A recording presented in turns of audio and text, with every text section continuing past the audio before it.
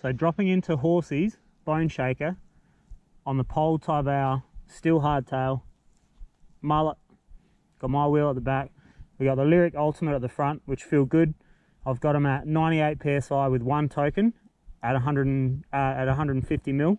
So they had 2, I went to 3, I went back to 2 tokens, and now I'm at 1, and they feel better. And I reckon they'll feel better again with no token. So I'm at 20% or just under 20% sag, if you want to work out the sag that way.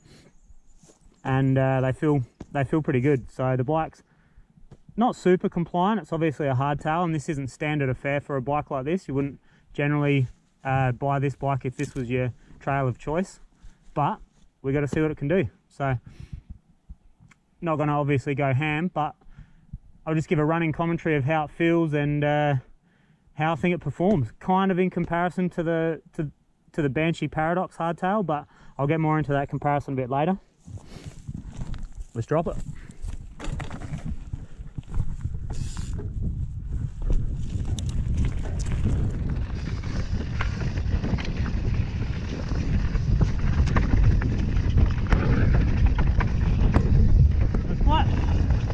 Quite bumpy through here, obviously. And it's a super rough part of trail. We're getting through. See if I can get enough speed up for these jumps. Not sure. Only just on the first one, so let's avoid the second. I could have done with a pedal stroke, but I wasn't too sure with the low BB being a mullet. So, doesn't matter. Definitely got to dig your heels in a little bit more. Hot corn as well. And I think I got these forks set up quite good.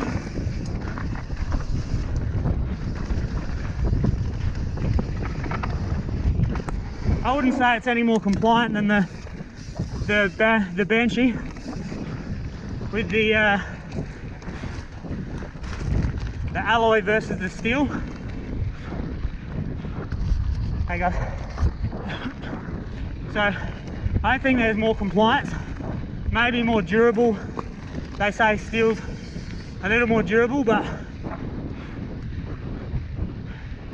I think the Banshee alloy, they're using a more dense alloy, and it's obviously pretty durable because those boys ride hard, and if they're going to break bikes, they would have already done it. So anyway, enough jibber jabber, let's drop into the next bit. So yeah, you're really going to dip your heels and create a lot of control with your feet, which is an excellent skill to learn, regardless of whether you're riding a hardtail, a dually, clipped in, flat pedals, whatever. Oh! So I lost my feet then. So it's still super choppy, obviously, and this is probably the roughest trail I could take it down. So I've got to pay attention exactly where my tyres are going, so I don't slip a foot again, because that can obviously be quite treacherous. So you spend a lot more time hovering on a bike like this, so weighting and unweighting the back wheel to ensure grip and control and keeping your feet where they need to be. Yeah, I definitely wouldn't give it a 5-star for compliance. It's a rough bike and it's a rough trail, which I'd expect nothing less on a hardtail.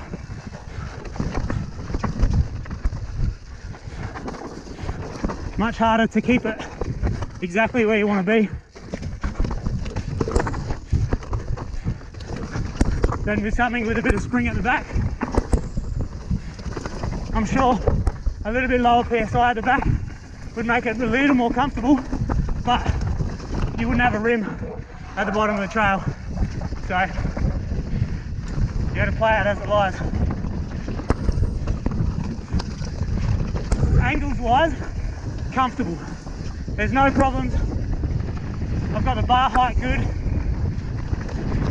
It's got no trouble when you tip it in steep.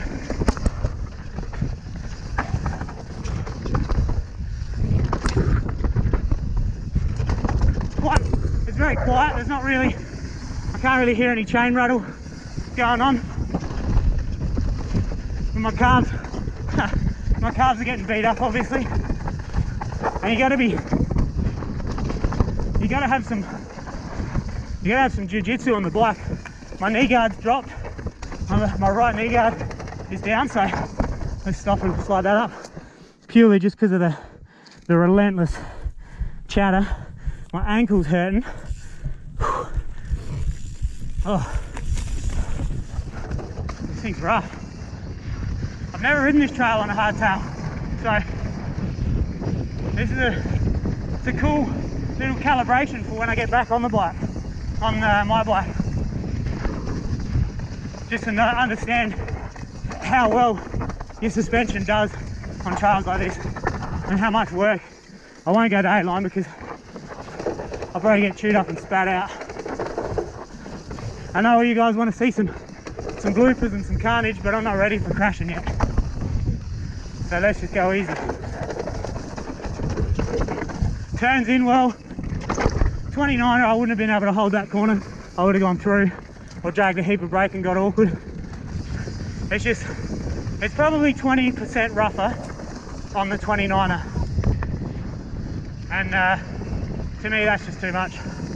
That's too much. So a bike like this, unless you've got downhill casings, front and rear and low pressure, or low pressure rear, downhill casing rear, you're not going to ride a trail like that on the regular. But I tell you what, that was fun and it was an eye-opener. So the pole passed the test of is it capable of handling a rough, true DH track? Yes, most certainly. Is it fun and leisurable? Not really. That's a hard workout for my ankles and my feet. And you shouldn't put yourself through that. You should set your bike up and have the adequate bike for the job. But all in all, what a weapon. The perfect head angles, 64 in this mullet. It's around the 64 mark, 64 and a half standard, 75 and a half standard on the seat angle. So climbing's okay, climbing position's okay, it's good. I think optimal climbing is 76 to maybe even up to 78, but 77 feels killer. My bike, my Patrol's 77 and I love it. It just climbs the best out of everything I've ever ridden. It's just such an easy climber, even though it's the heaviest bike I've owned outside of a downhill bike.